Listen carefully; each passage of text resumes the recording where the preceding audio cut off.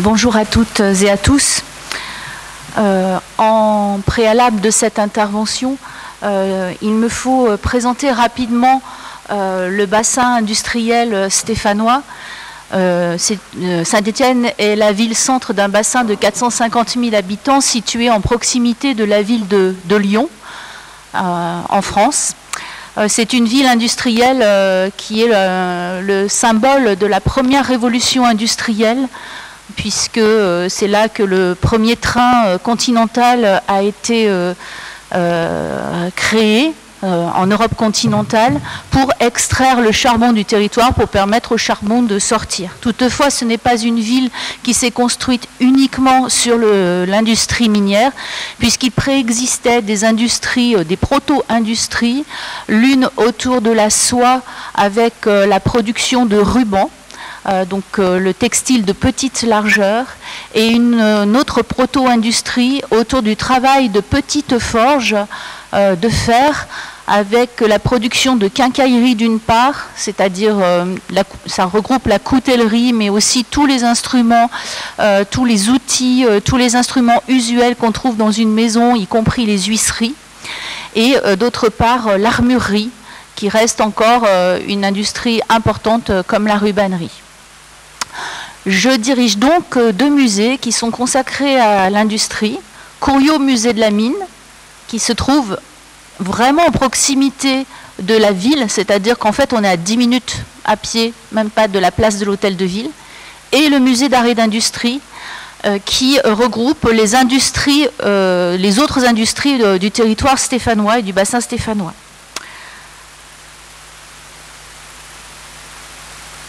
Il s'agit donc d'un pôle muséal pour deux musées qui ne se parlaient pas et qui parlent en même temps de l'industrie et des territoires pluriels autour d'un projet scientifique et culturel qui est une obligation légale dans le cadre des musées contrôlés par l'État, musées labellisés, musées de France, et qui a donc été réécrit à l'occasion en fait de ma venue pour recentrer toutes les énergies autour de cette valorisation du patrimoine industriel, quel qu'il soit. Dans ce nouveau projet scientifique et culturel, la part accordée au numérique est importante et structurante en réalité. Il s'agit à la fois de l'outil de gestion des collections, on l'oublie souvent, mais c'est quand même le numérique qui a permis aussi de progresser dans la meilleure connaissance des collections. Un outil de diffusion des collections, et nous travaillons, et les deux projets que je vais vous présenter vont dans ce sens-là, un outil direct de diffusion. Et puis nous allons rentrer dans la réflexion autour d'un projet qui s'appelle le musée virtuel, puisque nous avons des objets diffusés, mis en ligne, mais sur lesquels il n'était apporté aucune médiation, et nous nous sommes aperçus qu'on pouvait bien mettre 300 armes de poing en ligne. Le visiteur n'était pas forcément très intéressé, et donc comme pour le musée de site, nous avons une médiatrice spécialisée dans le musée virtuel. Donc le numérique est une approche transversale sur tous les éléments, les éléments constitutifs de valorisation et de conservation du musée. Pour bien comprendre, je vais vous présenter assez rapidement en fait ce que sont ces deux institutions. Comme vous le voyez, donc Couriot musée de la mine est un site classé monument historique depuis le 2 janvier 2011. Ce site comprend les terrils que nous appelons les crassiers, le plâtre, c'est-à-dire le carreau, et 6000 m² de bâtiments. C'est un site qui a cessé d'être exploité en 1973 dans un bassin minier qui a cessé, où l'exploitation a cessé en 1983. C'était une volonté de la part des houillères du Midi, du sud de la France, d'avoir un site emblématique pour la transmission mémorielle, non seulement du patrimoine, mais de faire accepter aussi une forme de déconstruction de leur territoire visuel et individuel aux mineurs qui exerçaient dans ces mines, dans ce bassin industriel. C'est une décision en 1973 qui n'a pas été, enfin en 1983 qui n'a pas été simple à faire admettre aux politiques, qui voulaient plutôt faire table rase de ce patrimoine.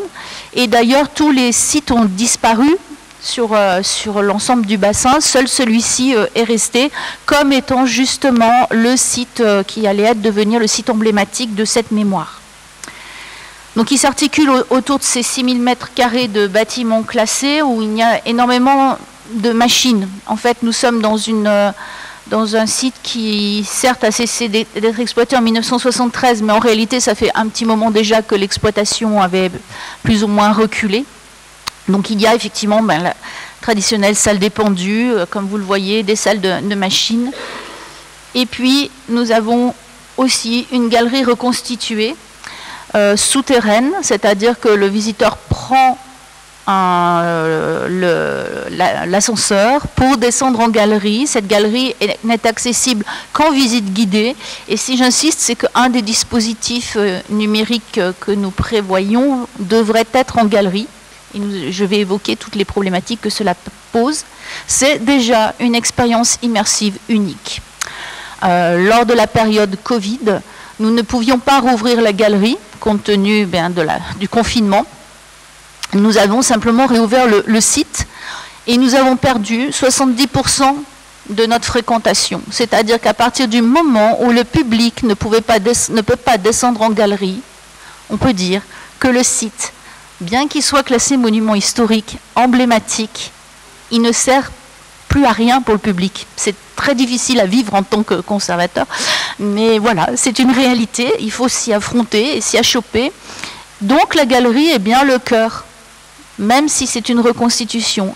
Et pourquoi? Parce que c'est l'émotion que viennent chercher les visiteurs et l'expérience unique de descendre dans un boyau avec donc une galerie qui est... on remonte dans la chronologie, parce qu'on descend par un ascenseur contemporain et on remonte dans ces 300 mètres de galerie dans la chronologie, puisqu'on finit en fait par les débuts de la mine, avec notamment ce que le visiteur adore, l'écurie, qui est tout à fait révélatrice aussi de l'hypersensibilisation à la cause animale sans parfois réfléchir à la cause humaine. C'est-à-dire que le visiteur, on vient de lui expliquer la manière dont les mineurs travaillaient, les conditions de travail, mais il va s'attacher finalement à la manière dont le cheval va vivre ces conditions-là. Donc c'est assez intéressant ce décalage aussi qu'il y a intellectuel. Voilà, c'est un musée donc, qui reçoit environ 65 000 visiteurs par an, avec une équipe en pôle muséal de 100 agents, c'est-à-dire sur les deux musées, et une programmation avec des expositions temporaires. Vous voyez ici Cata, catastrophe minière, qui malheureusement a ouvert juste avant le Covid, donc on n'a pas eu le nombre de visiteurs escompté, mais qui nous a servi eh bien, justement d'exemple sur le dispositif dont nous allons parler. L'autre musée est un musée, premier musée le plus ancien de Saint-Étienne, labellisé aussi Musée de France. Et là, on est dans un musée d'objets, 45 000 objets en collection,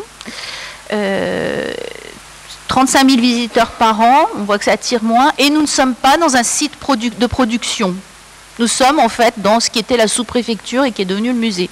Donc on voit la différence entre un musée qui porte le nom d'industrie, musée d'art et d'industrie, où l'art est quasiment plus présent d'ailleurs, mais surtout la production, le résultat de la production industrielle et quelques métiers à tisser qui fonctionnent, et le Couriot Musée de la Mine qui ne porte pas ce nom d'industrie.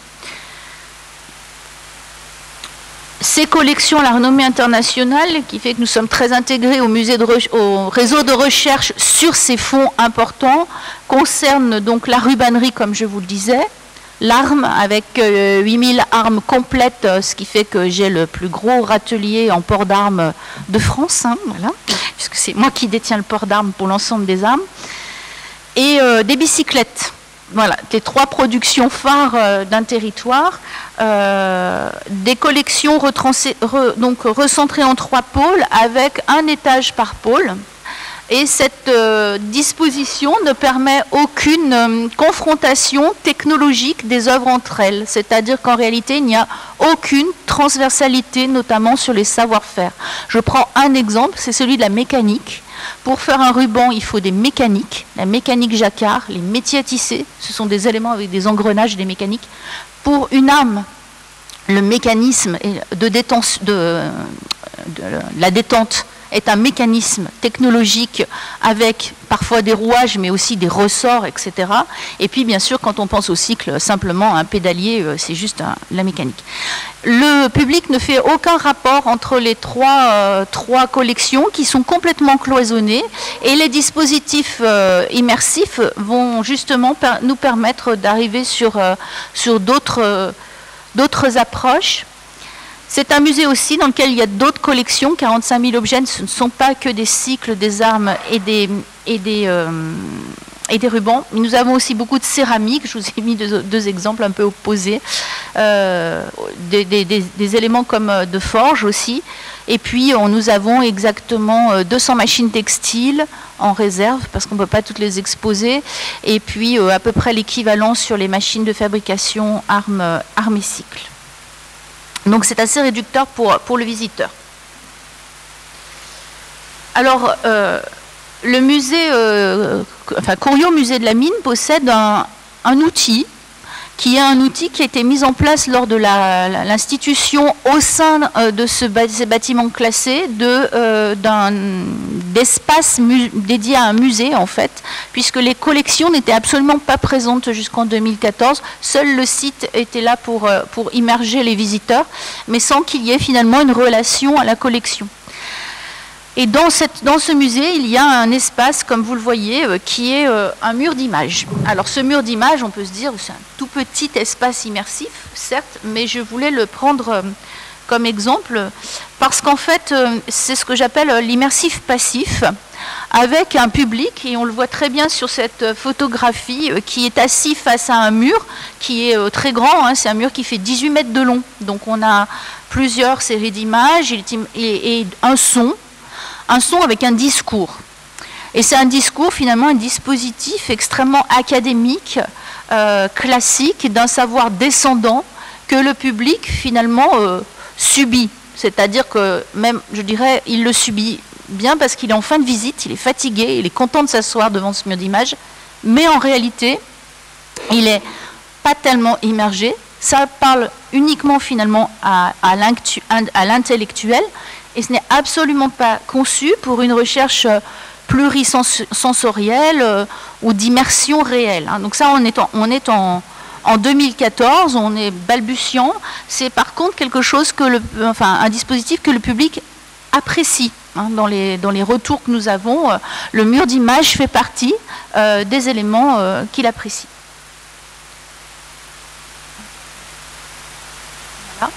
Et puis, il y a quelque chose qui a changé quand même fondamentalement nos pratiques. On en pense ce qu'on veut. C'est l'arrivée des effets spectaculaires, on va dire, culturels, l'immersif culturel.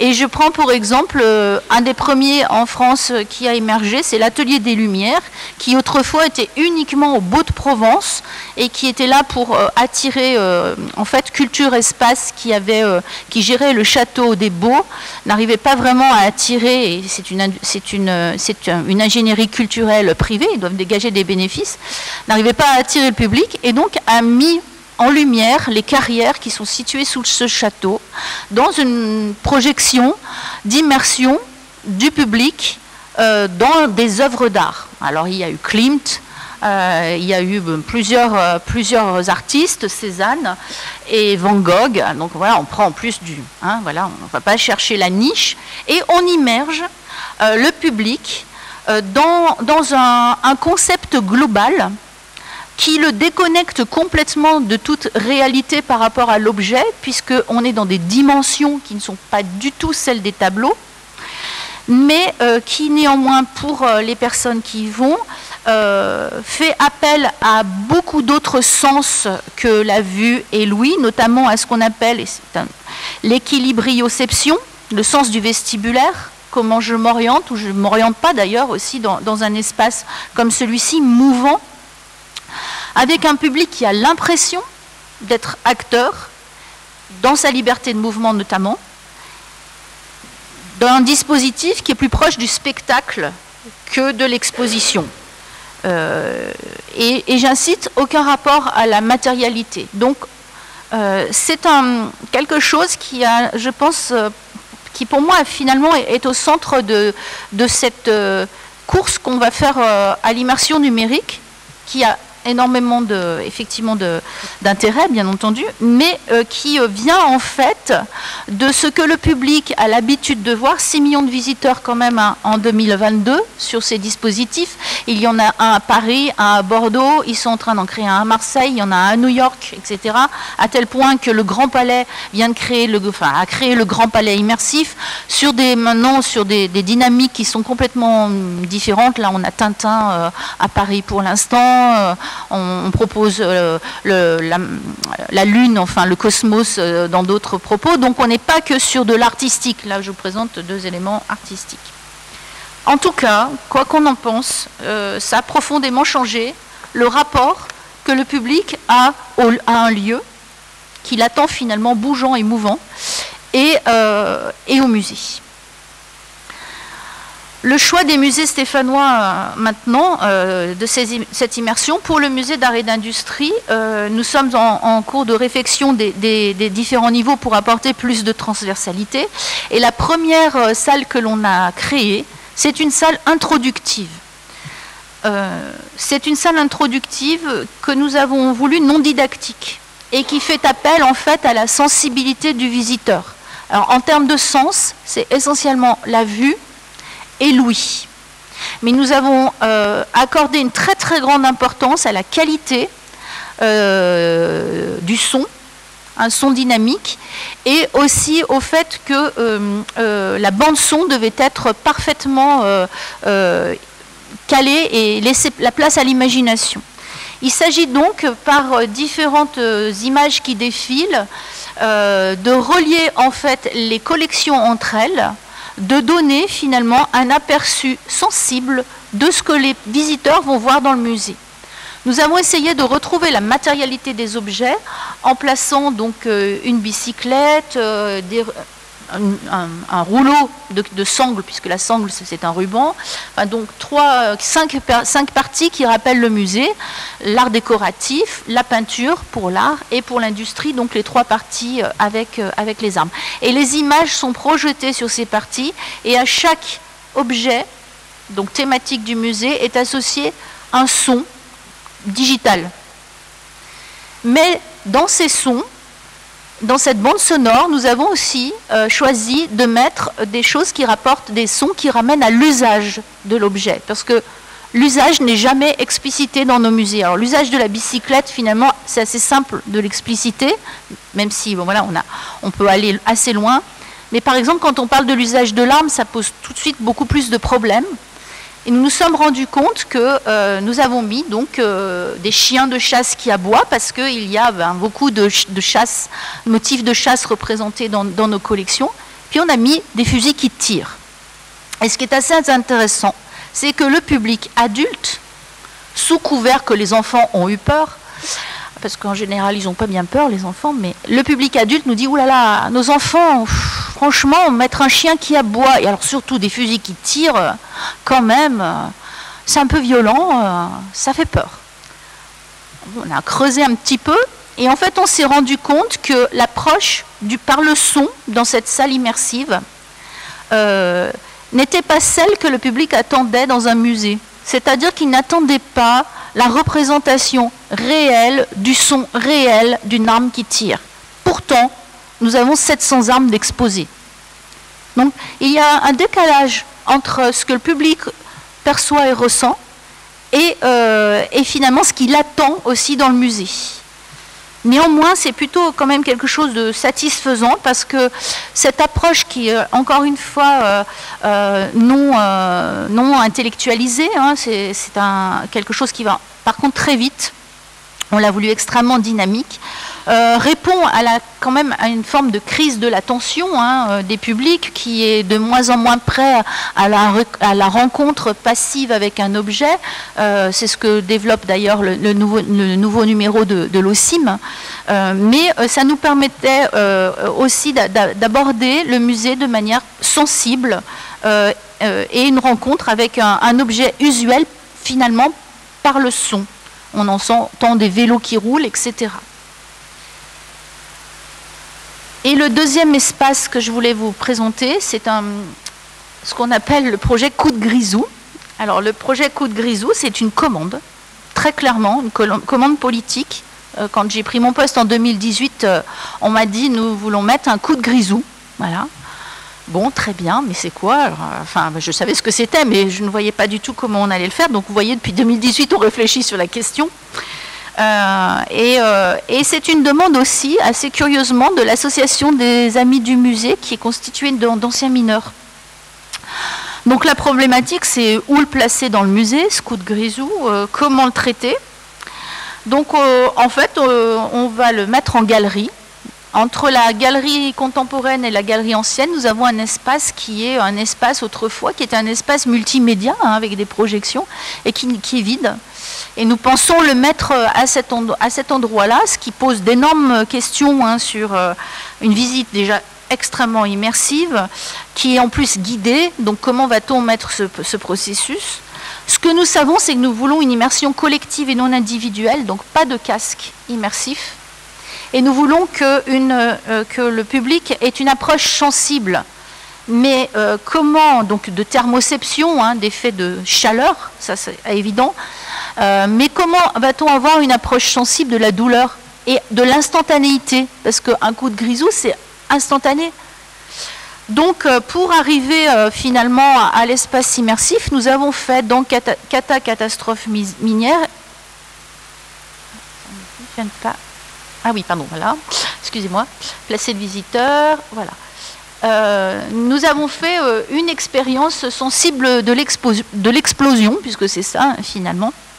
Donc le visiteur était invité à rentrer dans un couloir où on lui présentait déjà la chronologie des catastrophes minières sur le bassin stéphanois et au niveau national, avec la rupture marquée par courrière, notamment dans l'approche technique des catastrophes. Puis il entrait dans un espace, et là, nous n'avions pas dégagé de moyens importants pour faire du numérique, donc on est allé sur un procédé très très simple que beaucoup d'entre vous connaissent, c'est la lunette 3D.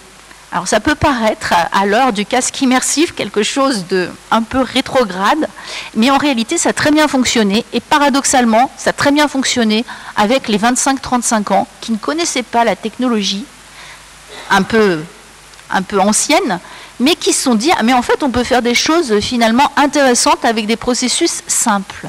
Donc le visiteur arrivait dans cette pièce entièrement noire, où nous avions reconstitué une sorte de galerie, mais sans vouloir vraiment faire de la reconstitution, donc c'est un artiste qui a travaillé dessus. Et il se retrouvait tout d'un coup face à un écran qui s'éclairait, avec un discours, celui d'un mineur, qui est tout d'un coup une explosion. Donc, il voyait les éléments projetés. Contre lui, il n'y avait pas d'effet de souffle, mais on avait les éléments projetés qu'il apercevait en 3D avec tout ce que ça a de finalement non immersif, la lunette 3D. Et par la suite, parce qu'une fois que le sensationnel est passé, nous, ce qui nous intéressait, c'était de décrypter le mécanisme du grisou, puis de la poussière par la suite, qui s'enflamme. Il y avait reprise du même film, du même passage, avec un descriptif technique de ce qui s'est passé, des causes techniques. Parce que le problème dans ces dispositifs-là, c'est d'être toujours sur le fil du rasoir entre le spectacle, moi je dis le Barnum, et le culturel et le scientifique. Et c'est ce qui est pas facile comme équilibre à trouver, que nous allons essayer. On est au début dans cet espace coup de grisou que nous appelons comme ça, mais il faut qu'on enlève ce nom-là parce que ça n'ira pas. Et nous allons essayer du coup de développer de manière plus approfondie cette expérience qui ensuite est expliqué scientifiquement pour qu'on arrive à quelque chose de satisfaisant, donc en cœur de galerie. Voilà, bon, les limites et pistes du numérique, je les ai notées, mais tout le monde les connaît, hein, entre le coût de l'investissement, le vieillissement rapide des outils, ça c'est un réel problème. Hein. Une salle numérique ouverte depuis 1 an, elle a besoin d'une maintenance, hein, les lentilles, etc., c'est très sensible. Je ne parle pas des casques et de l'effet déceptif d'ailleurs que le public perçoit quand ça ne fonctionne pas. C'est un vrai souci. Et pour la petite histoire, nous avons d'autres dispositifs numériques classiques en salle, hein, puisque au musée d'art et d'industrie s'était développé depuis très longtemps. Ils sont en panne ces temps-ci, une grande partie. Et nous avons quand même quelqu'un qui a écrit à notre élu pour lui dire « mais c'est inadmissible, au musée les dispositifs sont tous en panne ». Bon. Je me demande ce qu'il a vu des objets, parce que s'il attendait dans une visite de musée de ne regarder que du numérique, c'est qu'il avait raté quelque part sa visite, cette personne. Mais bon, voilà, nous lui avons quand même répondu. Voilà, je vous remercie.